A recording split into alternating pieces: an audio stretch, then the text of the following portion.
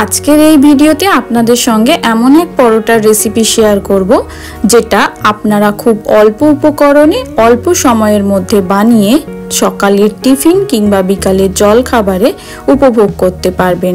আশা করি পরোটার এই রেসিপি আপনাদের ভালো লাগবে। রেসিপি ভালো লাগলে চ্যানেল সাবস্ক্রাইব করে পাশে থাকতে ভুলবেন না। কিন্তু আপনাদের সবাইকে স্বাগত জানাই আমার চ্যানেলে। ভিডিওগুলি ভালো লাগলে আমার চ্যানেলটি কিন্তু অবশ্যই সাবস্ক্রাইব করবেন। রেসিপি শুরুতে গ্রেট করা ফুলকপির মধ্যে কুচিয়ে রাখা পেঁয়াজ, আদা, কাঁচা লঙ্কা দিয়ে দিলাম।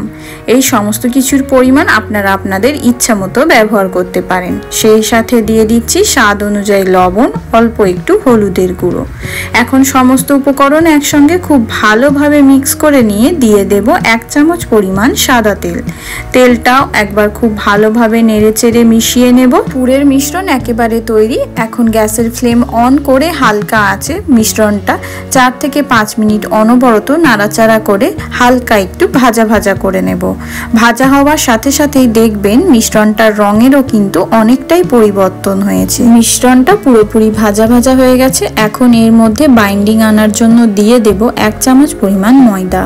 এই ময়দা ব্যবহারের ফলে মিশ্রণটা পুর হিসাবে ব্যবহার করলে পরোটাটা কিন্তু খুব সহজে ফেটে যাবে না, তাই ময়দার ব্যবহার করলাম। এখন মিশ্রণটা এক পাশে নামিয়ে ঠান্ডা হবার জন্য রেখে দেব। অপর পাশে পরোটার ডো তৈরির জন্য একটা মিক্সিং বলে আমি 1 কাপ পরিমাণ গমের আটা নিয়ে নিচ্ছি। আপনারা চাইলে ময়দা দিয়েও এই পরোটা বানিয়ে নিতে পারেন। এখানে আমি হেলদি ভার্সানে বানাবো, তাই গমের আটার ব্যবহার করলাম।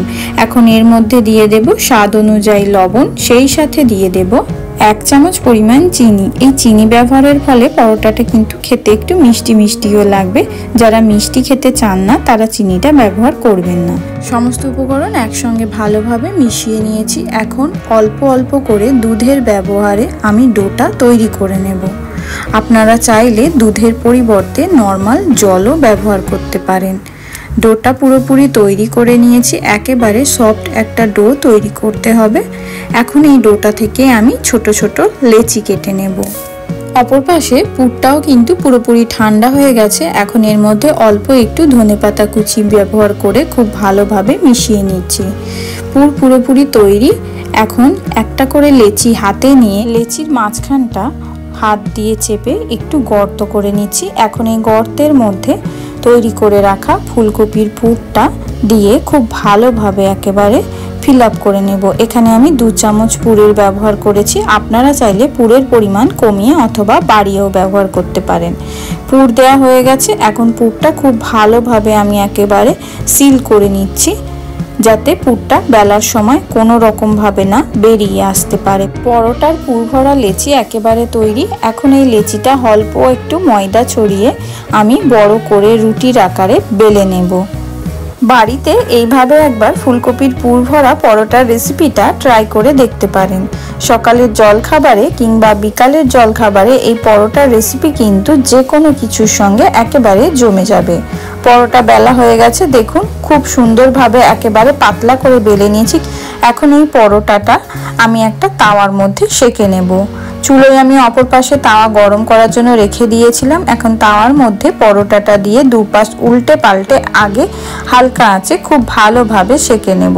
পরোটা দুপাশ ভালোভাবে সেঁকা হয়ে গেলে এখন উপর থেকে 1 চামচ পরিমাণ তেল দিয়ে আরও একবার দুপাশটা উল্টে পাল্টে খুব ভালোভাবে ভেজে নিচ্ছি।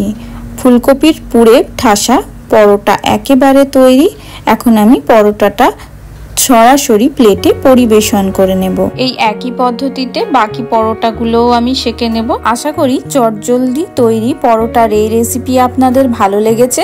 রেসিপিটি ভালো লাগলে আমার চ্যানেলটি কিন্তু অবশ্যই সাবস্ক্রাইব করবেন। সাথে আমার চ্যানেলের অন্যান্য পরোটার ভিডিওগুলো একবার হলে দেখতে পারেন। আশা করি রেসিপিগুলো ভালো লাগবে।